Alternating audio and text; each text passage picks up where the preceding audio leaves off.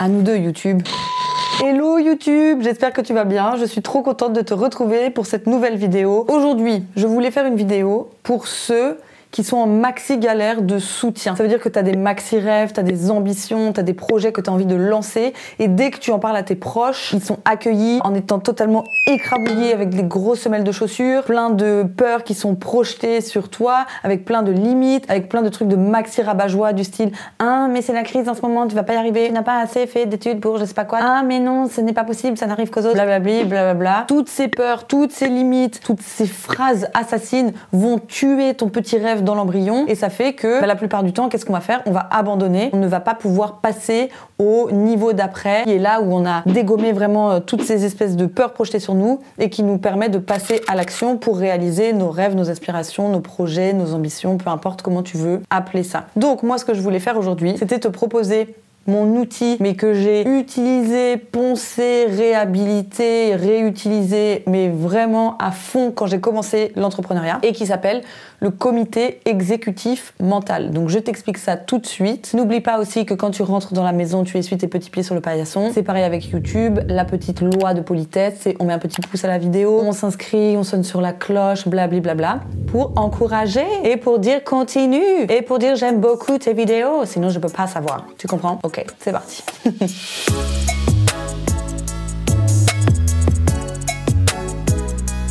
Le comité exécutif mental, c'est un outil de coaching que j'ai découvert dans le livre de Napoleon Hill qui s'appelle « Réfléchissez et devenez riche ». Donc un grand projet pour un petit livre. Et l'idée de ce livre qui a été publié en 1937 et dont l'idée aurait été soufflée par Andrew Carnegie lui-même était de réussir à percer le secret du succès, de la fortune, de la gloire, bref, un peu amour, gloire et beauté, comment vivre ta best life et te baigner dans le flou, quoi.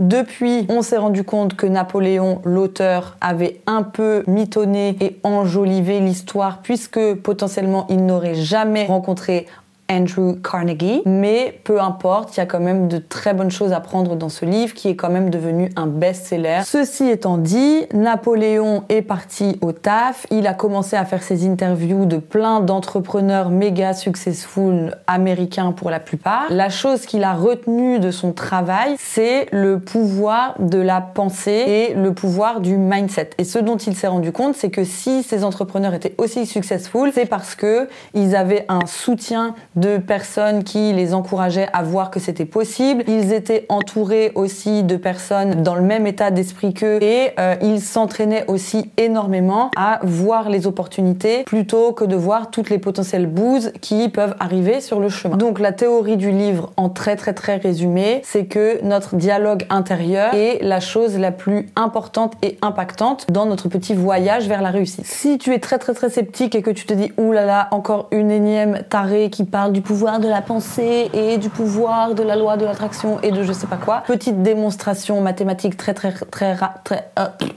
rapide pour illustrer le propos. En gros, si tu passes ta vie à t'entourer de personnes qui font que te dire que tu es taré, que tu ne vas pas y arriver, que c'est nul, que tu te prends pour Madonna si tu as un rêve, que tu es prétentieux, arrogant, je sais pas quoi, t'as beaucoup plus de chances de rester paralysé, d'écouter en fait tout ce dialogue intérieur et de ne jamais passer à l'action. Alors que si tu t'entoures de personnes qui te disent mais oui, je l'ai déjà fait, tu peux largement le faire, mais oui, c'est tout à fait possible, mais oui, voilà comment il faut s'y prendre, tu vas y arriver, crois en tes rêves, crois en ta vie, et ben là, potentiellement, tu vas être beaucoup moins paralysé, tu vas avoir l'énergie pour passer à l'action et tu vas pouvoir faire petit pas 1, petit pas 2, petit pas 3, qui va se transformer en troupeau de petits pas et t'amener vers la réussite et la réalisation de ce que tu veux faire. Mais là où il y a un gros problème qui se pose comme ça en face de toi, tel un maxi emoji, émoticône caca, c'est que nous ne naissons pas du tout égaux en droit d'encouragement, de cheerleading et de soutien. Ce qui fait que certains d'entre nous vont être hyper motivés dès le départ et vont avoir le champ des possibles qui va être très ouvert parce qu'ils sont entourés de personnes qui leur disent go, go, go. Et certains d'autres d'entre nous qui sont complètement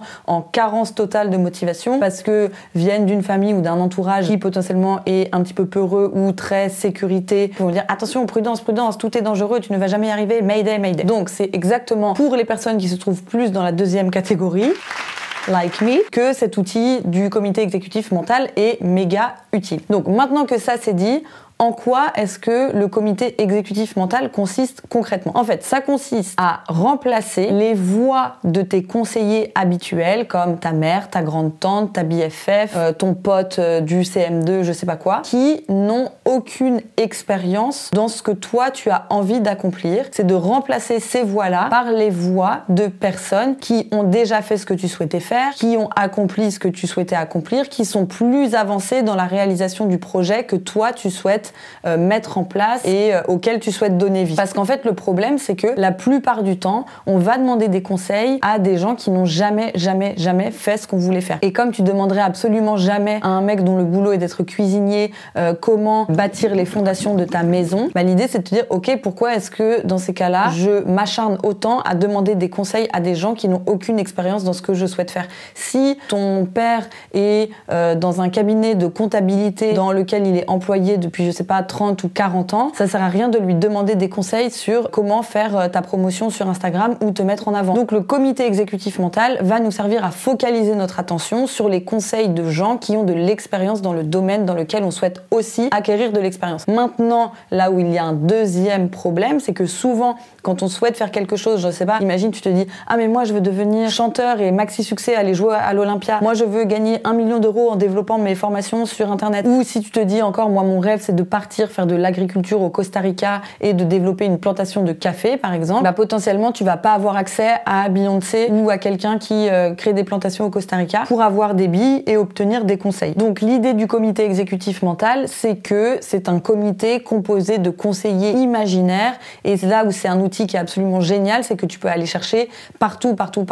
Il n'y a aucune limite. Tes conseillers peuvent être fictifs ou réels, ils peuvent être morts ou vivants, ça peut être des personnes que tu connais de ton entourage si tu as la chance d'avoir ces personnes autour de toi ou des personnes que tu connais pas du tout qui sont à Hollywood ou au Père-Lachaise. Peu importe ce que tu veux, tu peux aller chercher vraiment tout le monde selon le domaine d'expertise que tu as envie de développer. Alors je te vois tout de suite partir bille en tête, chercher un papier, un crayon pour dire « Ouah, dans mon comité, il y aura Marie Curie, il y aura Omar Sy, Jennifer et Laurie. » Pose-toi 2 secondes parce qu'il y a quand même 3 petites règles à respecter pour bien faire ton comité exécutif mental. Et c'est de te dire que tu t'arrêtes sur 5 à 6 personnes parce que sinon ça va devenir la cacophonie. Tu vas te retrouver avec Phoebe Buffay qui s'engueule avec Beyoncé qui est en train de péter un câble sur Nelson Mandela. Donc pas trop de monde dans ce comité exécutif et ils doivent respecter 3 règles comme je te l'ai dit. Et ces 3 règles sont que 1, tu dois leur faire confiance. 2, ils doivent avoir réalisé ce que toi tu souhaites accomplir.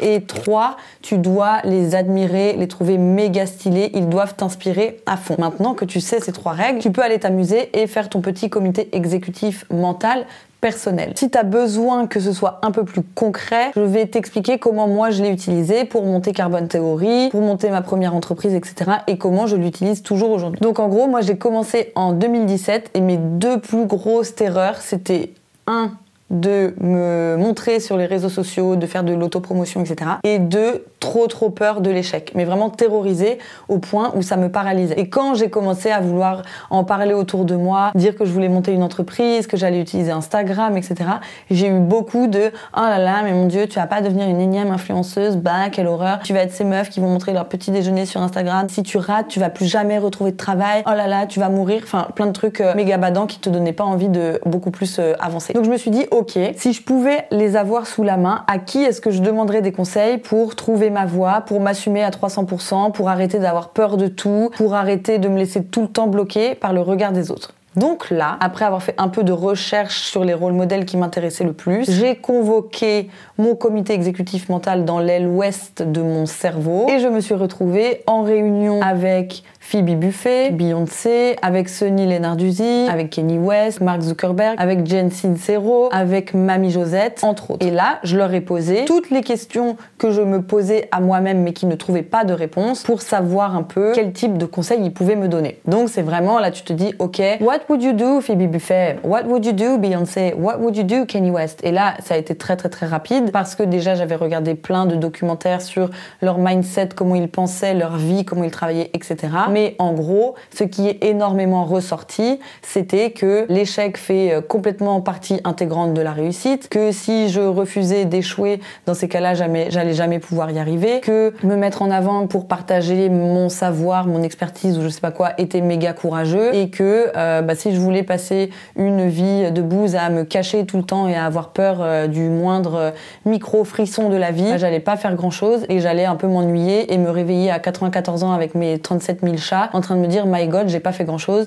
Et j'ai plein de regrets. Donc ça m'a beaucoup aidé et surtout à sortir de mes automatismes de pensée, à sortir de mes automatismes de peur, à sortir de mes blocages automatiques aussi, où dès que je voulais faire quelque chose, j'avais un peu la voix des gens avec qui j'avais grandi, qui me disaient non, surtout n'y va pas.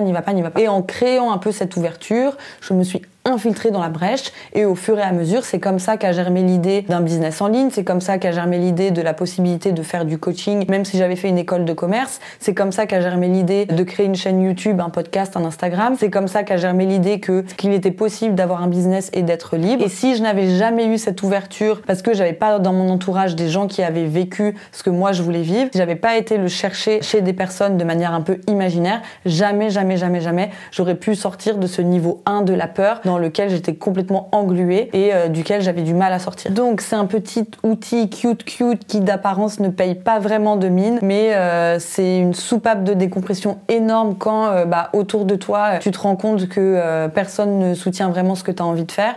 Et puis je pense qu'un dernier truc qui est à prendre en compte, c'est que moi je sais que ça m'a fait ça avec Phoebe Buffay à fond, c'est que je me suis dit mais mon Dieu, elle est tellement stylée, j'aimerais tellement être comme elle a tellement une énergie qui irradie de partout que limite j'ai envie moi aussi de devenir cette personne. Et donc qu'est-ce que ça sous-entendait de devenir Phoebe Buffay?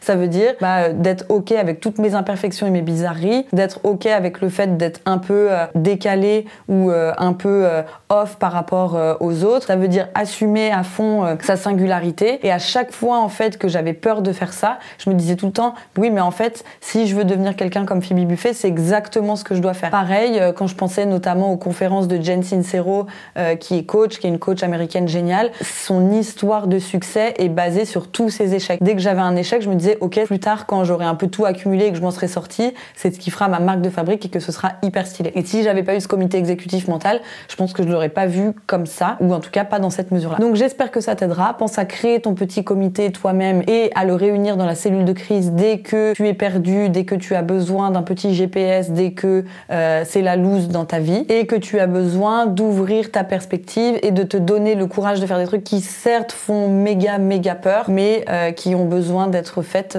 pour poursuivre tes aspirations et faire ce que tu as envie de ta life, quoi. C'est tout pour aujourd'hui. Évidemment, si tu as tendance à verser dans la pente un peu trop premier degré, le plus important est toujours de demander l'avis aussi à des gens qui te connaissent, à des gens qui savent vraiment comment tu fonctionnes. L'idée, c'est pas non plus de partir dans un délire où tu te dis « Ouh, que ferait Mark Zuckerberg ?» en ce qui concerne ma rupture ou l'achat de ma maison ou la vente de mon chien, j'en sais rien. Mais ce que je vous partage ici, c'est à utiliser avec modération ou en tout cas avec votre propre libre arbitre. Ça ne remplacera jamais l'avis de personnes qui te connaissent très bien ni ta propre intuition. C'est un outil de plus dans ta boîte à outils et j'espère que ça t'aidera. Thank you. Salut, à la prochaine. Ciao. Aïe. Putain, mais décidément, à chaque vidéo, je me cogne. On dirait que je vais à une compète de GRS.